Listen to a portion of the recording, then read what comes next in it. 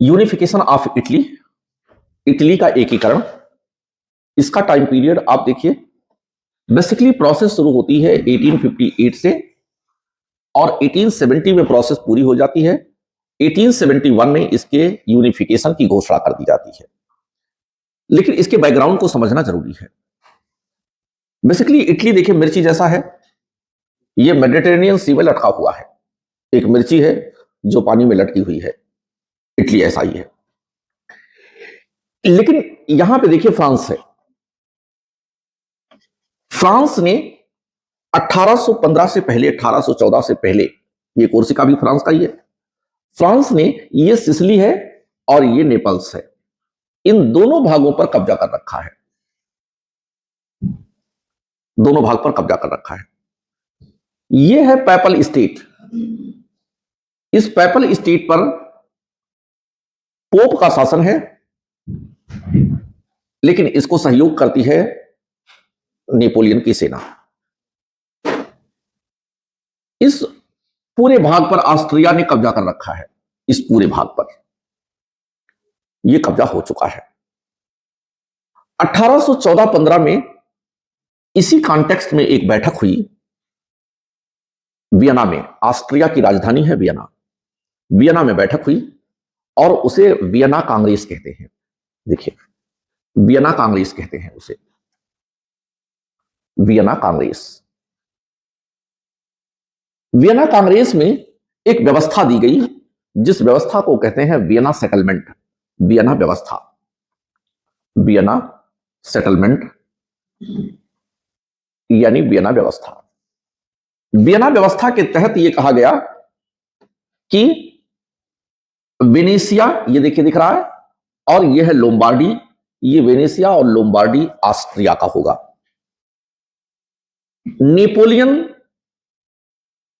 का कब्जा सिसिली और नेपल्स पर है, इसलिए सिसिली और नेपल्स नेपोलियन का है, फ्रांस का भाग है। पैपल स्टेट पर पोप की सत्ता बनी रहेगी, लेकिन इसकी सुरक्षा की जिम्मेदारी फ्रांस की है, क्योंकि पोप के पास सेना तो है नहीं। वियना सेटलमेंट के तहत पार्मा को दे दिया गया, ऑस्ट्रिया की राजकुमारी को।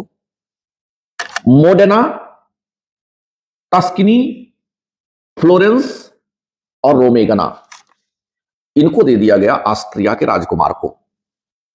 वियना व्यवस्था के तहत सार्डिनिया और पीडमांट, ये पीडमांट है और ये सार्डिनिया है, सार्डिनिया पीडमांट को स्वतंत्र राज्य घोषित कर दिया गया।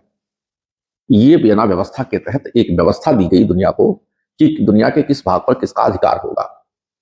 मतलब इटली को तरबूज बना दिया गया और आसपास की नेशनैलिटीज को बांट दिया गया। यह तो अन्याय है। किसी देश को आप जो थोड़ा थोड़ा जीतो, टुकड़े टुकड़े विभाजित कर दो, है कि नहीं? ये तो गड़बड़ हुआ। लेकिन क्या कर सकते हैं, समर्थ को नहीं दोष गोसाई। दुनिया में समर्थ व्यक्ति का कोई दोष नहीं होता। यही स्थिति वियना दुनिया के नेताओं ने इसे बांट दिया, इटली क्या कर सकता है। लेकिन मनोज, अगर आप इटालियन होते तो आपका मन संतोष कर ले जाता, नहीं करता। लेकिन कर ही क्या सकते हो, कुछ कर तो सकते नहीं, क्योंकि आप जानते हो आप लड़के क्या करोगे, जीतोगे है नहीं, हैं? भविष्य की प्लानिंग बनाएंगे। लेकिन जो 15-16 साल का युवा है, उसको तो पता है नहीं कि हम लड़ पाएंगे नहीं।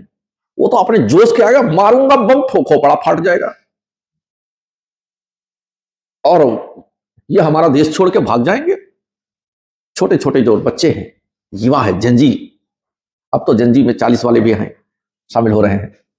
ये जंजी के पास जोश बहुत है, मारने जीने का भय नहीं होता।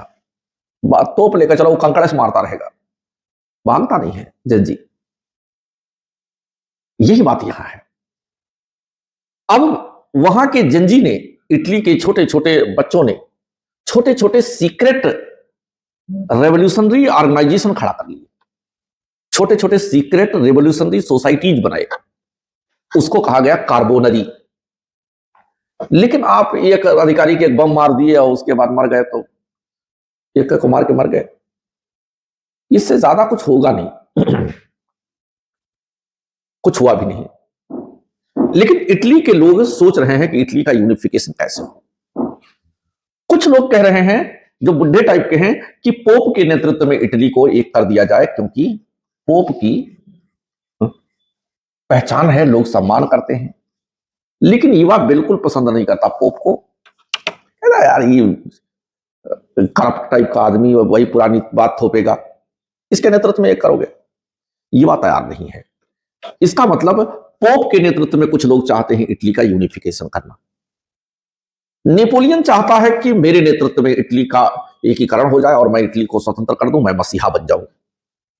वो मसीहा बनना चाहता है, लेकिन इटली के लोगों को डर है कि इतना तो भैया कब्जे किया है, पूरा कब्जा कर ले ना दे तो। यानी उसे लिबरेटर के रूप में नहीं, उसे कॉन्करर के रूप में लोगों ने पहचाना। पहले भी मैं लिखा चुका हूं आपको, देखिए जब फ्रांस पढ़ा रहे थे तब। इसलिए उसको भी कोई तैयार नहीं है। तीसरा, नए नेता पैदा हो रहे हैं, एक भगत सिंह और एक चंद्रशेखर आजाद। भगत सिंह की भूमिका में है मैजनी। मैजनी ने यंग इटली आंदोलन शुरू किया और क्रांतिकारी संगठन है। उस क्रांति के माध्यम से इटली को एक करना चाहता है और रिपब्लिक की स्थापना करना चाहता है। दूसरा चंद्रशेखर आजाद जैसा व्यक्ति है, वह है गैरीबाल्डी। गैरीबाल्डी ने कुछ लड़कों को, स्वयंसेवकों को गुरिल्ला वार टैक्टिक्स से ट्रेन करके उनको लाल कुर्ती दे रखा है, उनको रेड शर्ट्स कहते हैं। वह अपने नेशन के लिए लड़ जाना चाहते हैं और इटली को एक रिपब्लिक स्टेट बनाना चाहते हैं। यानी मैजनी और गैरीबाल्डी इटली को रिपब्लिक बनाना चाहते हैं क्रांति के माध्यम से। एक चौथा व्यक्ति है, सार्डिनिया पीडमांट का वित्त मंत्री काबूर है। काबूर चाहता है कि सार्डिनिया पीडमांट के नेतृत्व में इटली का एकीकरण हो, लेकिन सार्डिनिया पीडमांट एक छोटा सा देश है, उसको कोई नमस्ते भी नहीं करता, तो फिर उसके बुलाने पर लोग एकजुट कहां हो पाएंगे जिसको कोई नमस्ते नहीं करता। लोग नमस्ते करते हैं, इसका मतलब उसको वो बुलाए तो उसमें से नमस्ते करने वाले कुछ लोग आ जाएंगे उसके बुलाने पर, और जिसको लोग नमस्ते ही नहीं करते वो बुलाए तो आएंगे कोई नहीं। लोग आपसे नमस्ते क्यों नहीं करते? क्योंकि आपकी कोई औकात नहीं। जिस दिन औकात आ जाएगी ना, लोग नमस्ते करना शुरू कर देंगे, चाहे जैसी औकात हो। जब लोगों की जरूरत आप बन जाएंगे तभी लोग नमस्ते करेंगे, ऐसे नहीं कर सकते। काबूर इस बात को जानता है। काबूर वित्त मंत्री है और वहां का राजा, सार्डिनिया पीडमांट का राजा है Victor Emmanuel second. Victor Emmanuel second का वित्त मंत्री काबूर यह समझ लिया कि हमें आर्थिक रूप से सक्षम बनना है। फाइनेंस मिनिस्टर है, वो कर सकता है।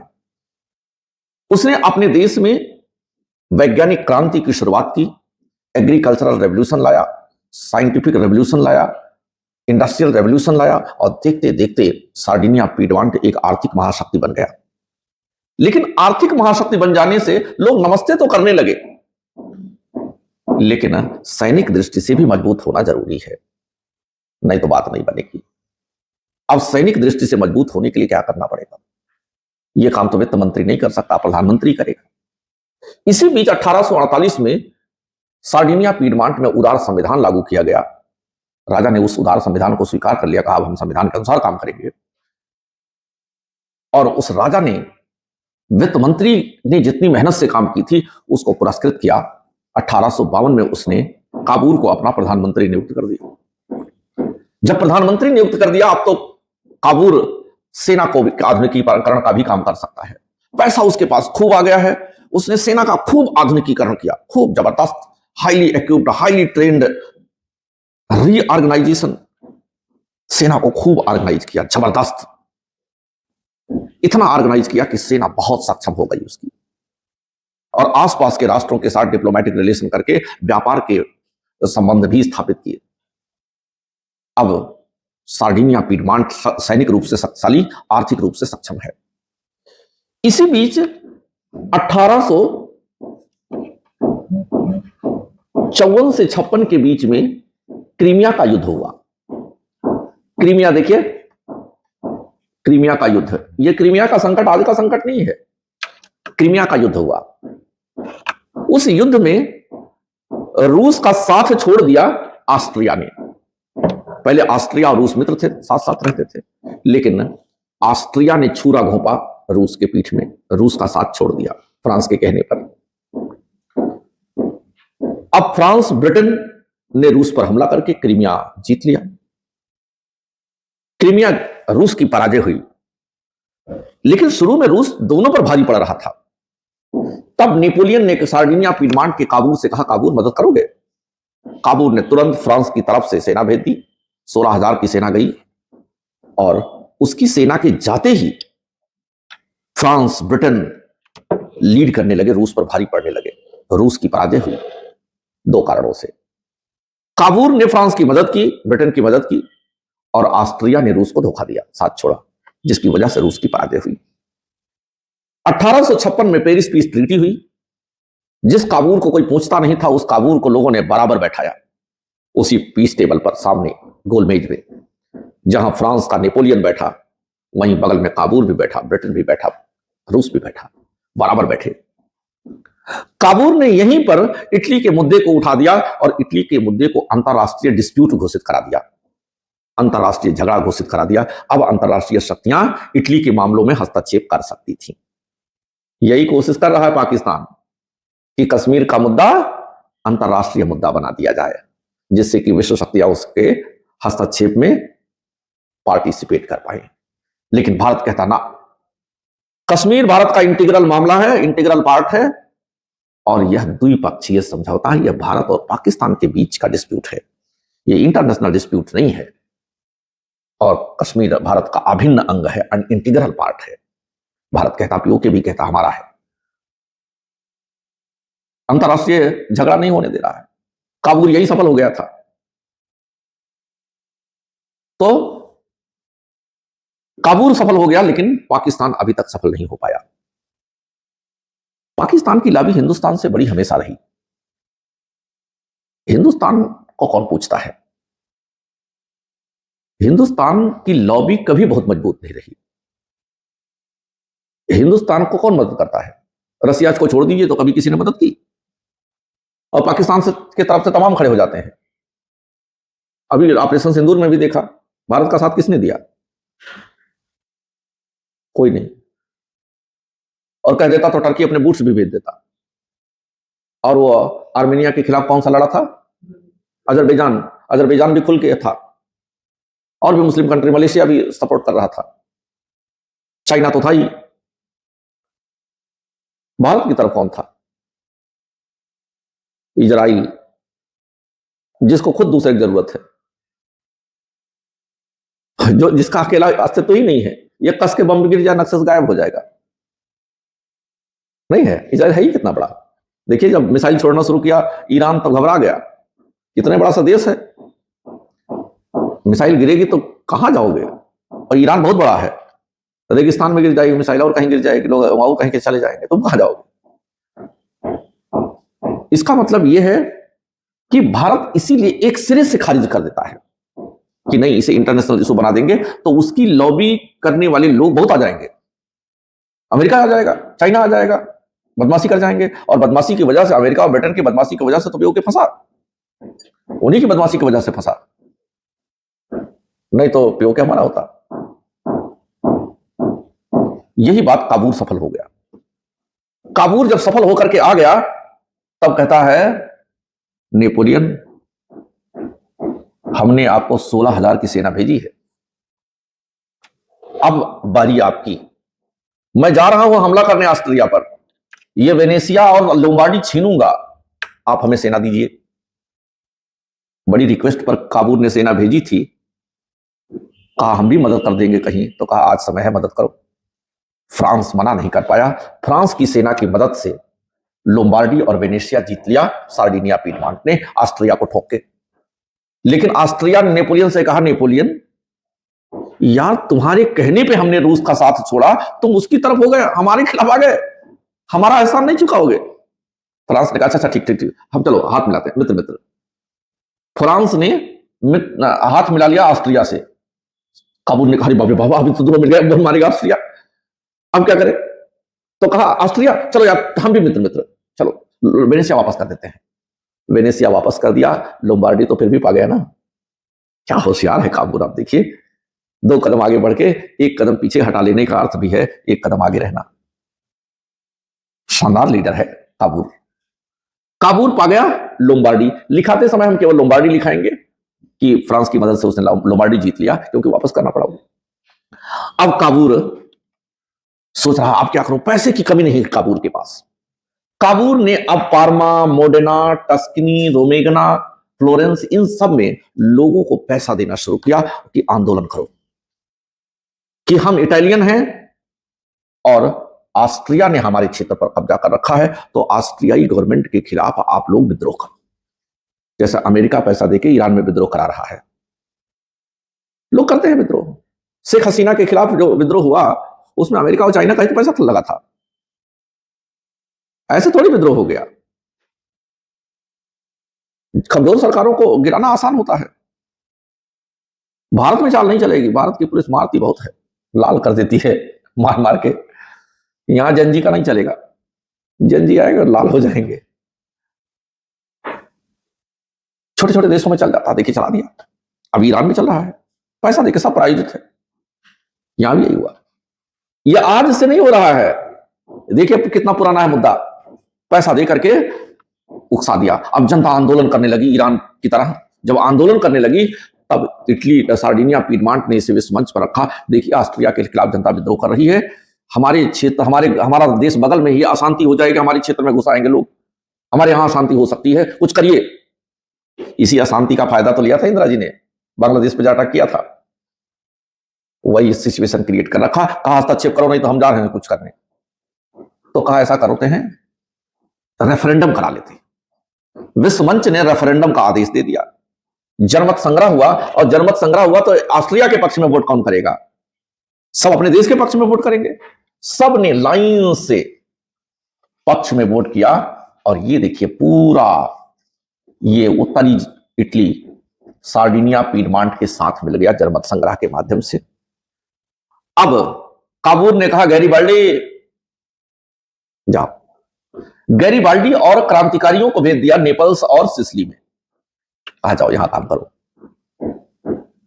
इधर प्रसा और फ्रांस के बीच टेंशन है, जिसकी वजह से प्रसा में सेना भेज रखा है इसने, फ्रांस ने, तो इसका फायदा मिल गया। गैरीबाल्डी ने इस सिसिली और नेपल्स पर अधिकार कर लिया। जब अधिकार कर लिया तब एक डिस्प्यूट फिर क्रिएट हो गया। गैरीबाल्डी देश को रिपब्लिक बनाना चाहता है, और सार्डिनिया, पीडमांट में राजशाही है। तो काबूर ने नेपल्स में, ये देखिए नेपल्स है, यही नेपल्स में गैरीबाल्डी और अपने राजा इमैनुअल द्वितीय की मीटिंग कराई। कहा अगर हम आपस में लड़ेंगे तो इटली एक नहीं हो पाएगा, इसलिए आप अपने गणतंत्र के विचार को छोड़ दीजिए और हम उत्तरी इटली को दक्षिणी इटली में फ्यूज कर दें। कहा ठीक है, ओके, मान गया, ये मान गया। फिर इसी बीच उसने, जब फ्रैंको प्रसा युद्ध हो रहा था, तभी वेनेशिया को जीत करके प्रसा के सहयोग से सार्डिनिया, पीडमांट ने मिला लिया इटली में। लेकिन 1817 में फ्रैंको प्रसा युद्ध हुआ। उस युद्ध के दौरान जब नेपोलियन ने पैपल स्टेट से अपनी सेना वापस मंगाई, तो इस भाग पर भी सार्डिनिया, पीडमांट ने कब्जा कर लिया। पैपल स्टेट पर भी सार्डिनिया, पीडमांट का कब्जा हो गया। अब पूरी इटली सार्डिनिया, पीडमांट के नेतृत्व में 1870 में एक हो गई। लेकिन पोप बचा। पोप को वही रोम के पास में ही एक वेटिकन सिटी है, वो वेटिकन सिटी दे दिया गया। कहा तुम यहीं से राज्य करो। इटली की राजधानी रोम बना दी गई, रोम को राजधानी घोषित कर दिया गया, और 1871 में इटली के एकीकरण को पूर्ण घोषित कर दिया गया। इस प्रकार से इटली एक हो गया। क्या शानदार लीडर था काबूर, नहीं था? ऐसे लीडर बहुत कम हुआ करते हैं। कम क्यों हुआ करते हैं? क्योंकि लोग कम होना चाहते हैं। बुद्धि लगाओगे नहीं तो कहां से बुद्धि आएगी? बुद्धि के लिए आपको संघर्ष करना पड़ता है, हार्ड वर्क। मोदी जी की तरह आप देखिए 17 साल से मोदी जी हार्ड वर्क करते करते करते करते आज ऐसे खिलाड़ी बन पाए हैं। बहुत लंबा समय लगा ना। तो समय और मेहनत दोनों बड़े महत्वपूर्ण हैं। मेहनत करते रहेंगे तो एक दिन सफल अवश्य होंगे। क्यों राठौर जी, है ना? कोई व्यक्ति हारता नहीं है, किसी की हार नहीं होती। हार में भी हम सीखते हैं, यानी या तो हम जीतते हैं या तो हम सीखते हैं, हारते होते नहीं है। तो लिखिए यूनिफिकेशन ऑफ इटली, इटली का एकीकरण, Italian unification was the resultant of political and social movement that consolidated various states of the Italian peninsula into a single state of Italy. Italy का एकीकरण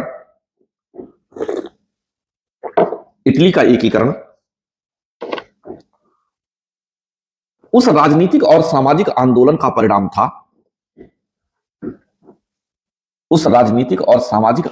परिणाम था जिसने इतालवी प्रायद्वीप के विभिन्न राज्यों को इटली के एक राज्य में एकीकृत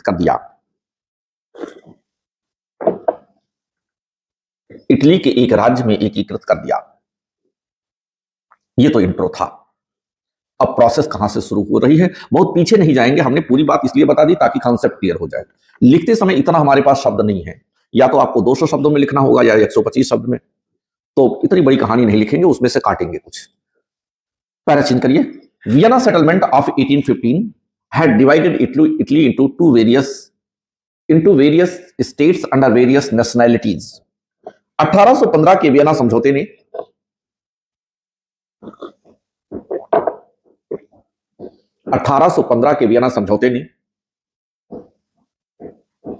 इटली को विभिन्न राष्ट्रीयताओं के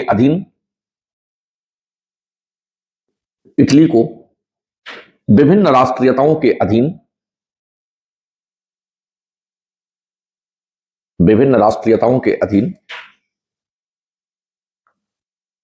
विभिन्न राज्यों में विभाजित कर दिया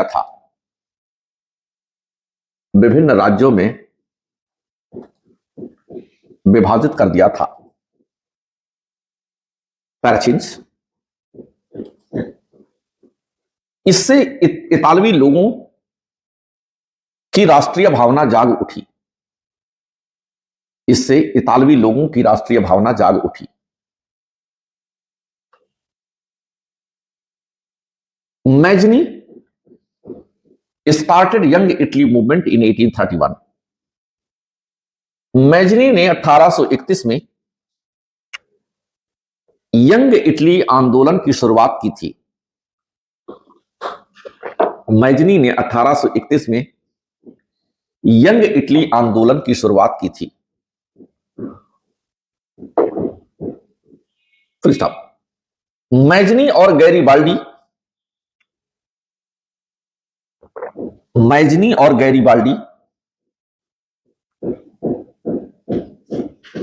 इटली में गणतंत्र की स्थापना करना चाहते थे।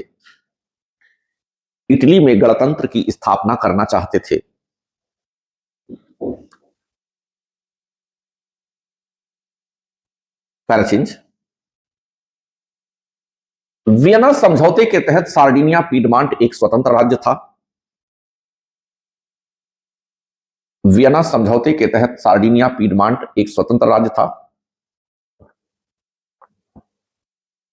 उसने 1838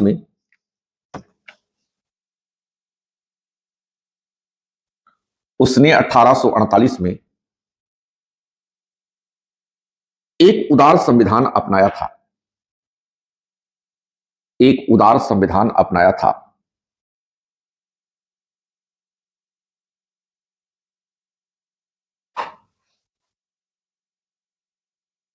पैराचिन्स।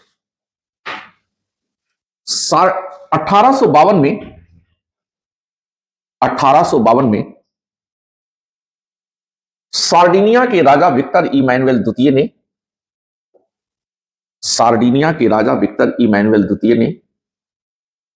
काबूल को अपना प्रधानमंत्री नियुक्त किया।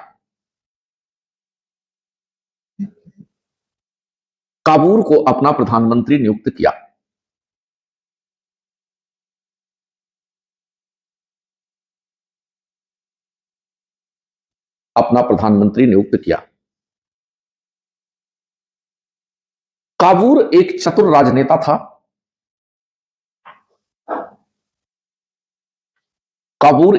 राजनेता था। वह सार्डिनिया की शक्ति विस्तार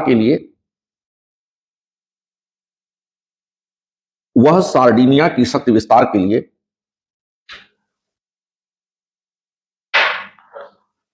अथक प्रयत्न किया, अथक प्रयत्न किया। पैराचेंज। काबूल ने ऑस्ट्रिया के साथ, ऑस्ट्रिया के विरुद्ध, काबूल ने ऑस्ट्रिया के विरुद्ध युद्ध छेड़ दिया, युद्ध छेड़ दिया ब्रैकेट में 1858 में, 1858 में। और फ्रांसीसी सेना की मदद से, और फ्रांसीसी सेना की मदद से लोम्बार्डी पर अधिकार कर लिया, लोम्बार्डी पर अधिकार कर लिया, लोम्बार्डी पर अधिकार कर लिया। पैरा चेंज करिए। अब क्या होगा, जनमत संग्रह से वह पार्मा, रोमेगना ये सब पालेगा। पैरा चेंज करिए।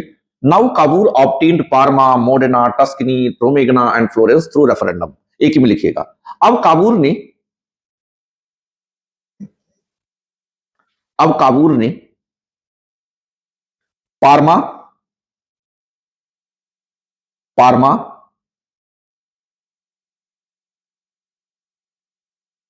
मोडेना,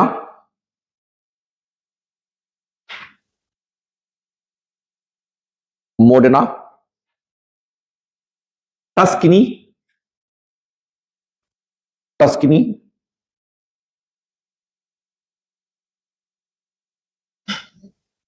टस्कनी, रोमेगना और फ्लोरेंस को, रोमेगना और फ्लोरेंस को जनमत संग्रह के माध्यम से, जनमत संग्रह के माध्यम से प्राप्त कर लिया, जनमत संग्रह के माध्यम से प्राप्त कर लिया। हो गया। पैरा चेंज करिए। इसके पश्चात काबूल ने, इसके पश्चात काबूल ने गुप्त रूप से, गुप्त रूप से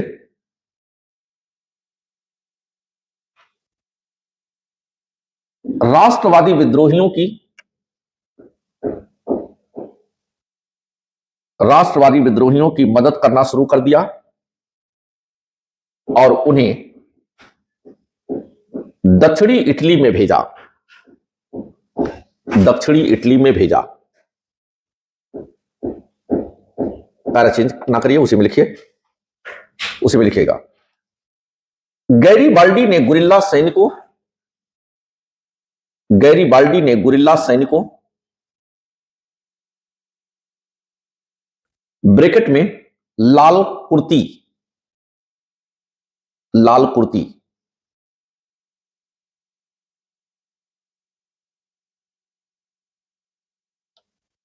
की नहीं, का नेतृत्व किया, का नेतृत्व किया और दक्षिणी इटली में,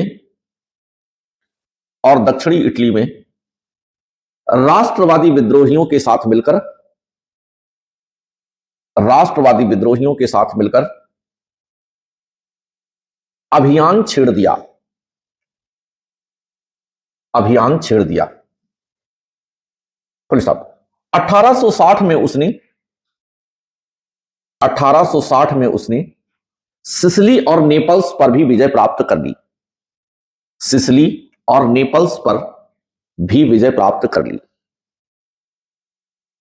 अब क्या होगा, गैरीबाल्डी और काबूल की, काबूल के राजा की मीटिंग होगी नेपल्स में, तो मीटिंग कराइए। हो गया। Para change. अब काबूल ने, अब काबूल ने राजा इमैनुअल द्वितीय की, राजा इमैनुअल द्वितीय की नेपल्स में, नेपल्स में गैरीबाल्डी से मुलाकात कराई, गैरीबाल्डी से मुलाकात कराई। Full stop. गैरीबाल्डी ने अपनी मातृभूमि के लिए, गैरीबाल्डी ने अपने मातृभूमि के लिए गणतंत्र के विचार को छोड़ दिया, गणतंत्र के विचार को छोड़ दिया और राजा के अधीन इटली को एकीकृत करने पर सहमत हो गया, और राजा के अधीन इटली को एकीकृत करने पर सहमत हो गया। फरिश्ता 1866 में ऑस्ट्रियाई प्रांत वेनेशिया इटली का हिस्सा बन गया, इटली का हिस्सा बन गया। वेनेशिया भी आ गया। अब होगा फ्रांस और प्रशा के बीच लड़ाई, और इस लड़ाई में फायदा उठा करके जब फ्रांस अपनी सेना पैपल स्टेट से हटाएगा तो सार्डिनिया पीडमॉन्ट पैपल स्टेट पर भी कब्जा कर लेगा। पहला चीज करिए। 1870 में इतालवी सेना ने रोम के साथ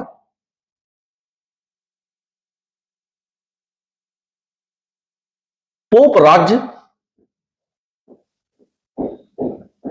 राज्य पर भी अधिकार कर लिया।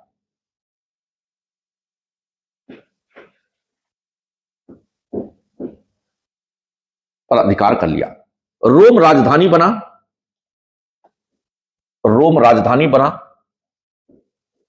हालांकि पोप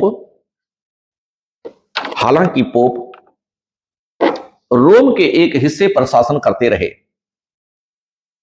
हालांकि पोप रोम के एक हिस्से पर शासन करते रहे,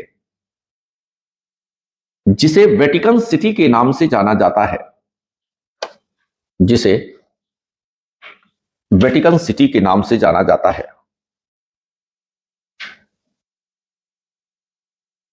ठीक, तो इटली का एकीकरण हो गया। अब हेडिंग डालिए।